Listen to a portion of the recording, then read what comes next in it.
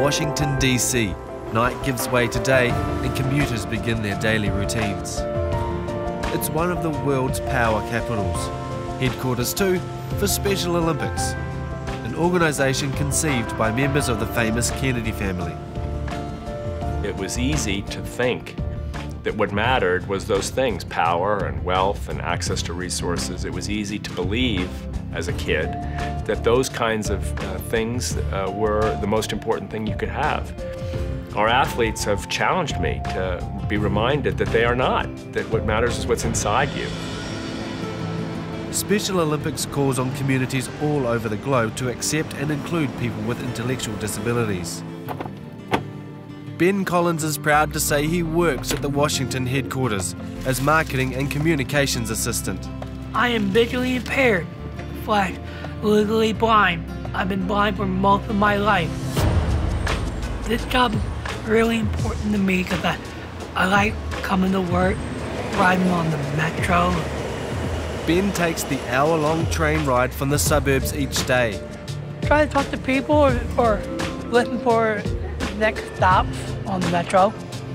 Ben's one of 800,000 using the metro. Actually, I've been taking public transportation 21 years ago. That's when I started working. He's one of 7 staff members with disabilities working at Special Olympics. In my hand, I have a lunch bag. In my lunch bag, I have a sandwich, applesauce, and a granola bar. And in my other hand, I have a walking cane. I like walking down the sidewalk, and I come here, have a great day with all the wonderful people here at Special Olympics Incorporated. Good morning, Special Olympics. Yes, one moment, please. Good morning, Ben. Morning, T. The first Special Olympics Games were held in 1968 with just 1,000 athletes competing. Today, it's a thriving international organisation supporting more than 3 million athletes in 180 countries. This is my computer and my telephone, checking phone messages. I work in the communications department. Sort the mail, deliver the mail, helping everybody, like running the all-staff meetings and doing deliveries.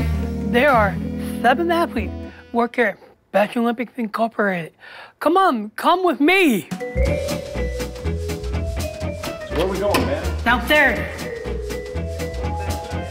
Thank you, Ben. You're welcome. This is my good friend, Gary Barnes, who works for the president and the CEO of Special Olympics Incorporated, Tim Shriver and Brady Lum. Ben, I'm gonna have to correct you on that. Tim is chairman. Close enough. I help answer the phones and I do photocopying and I help deliver things. Last year, Attitude filmed at the World Winter Special Olympics in Boise, Idaho. But this is just one of hundreds of events held all over the world every year. Sure, it's about sport, but those behind the organisation know they have a more vital role. Go New Zealand! New Zealand! Go New Zealand! We don't want people to come and say, aren't they nice or aren't they sweet? We want people to realize that the value proposition our athletes bring is about everybody. Our athletes represent a challenge to intolerance. They represent a challenge to prejudice, to fear, man. To human misunderstanding. Good to see you. You too, sir. All right, have a good day, man. Thanks for this. You're welcome very much. It's important stuff.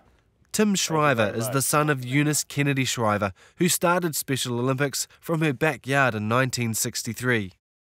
My mother, Eunice Kennedy Shriver, who made the work of the Kennedy Foundation her life, and then from it created Special Olympics and many other things, I might add, and who we just lost this year. My aunt, Patricia Kennedy Lawford, who was a great volunteer for disability causes, a great patron of the arts, probably my mother's closest friend, especially in the later part of her life, but all throughout her life. My uncle Bobby Kennedy, who again is widely known, senator from New York and a great political leader. I feel that gift that I've been given is something I want to do my best to give to others.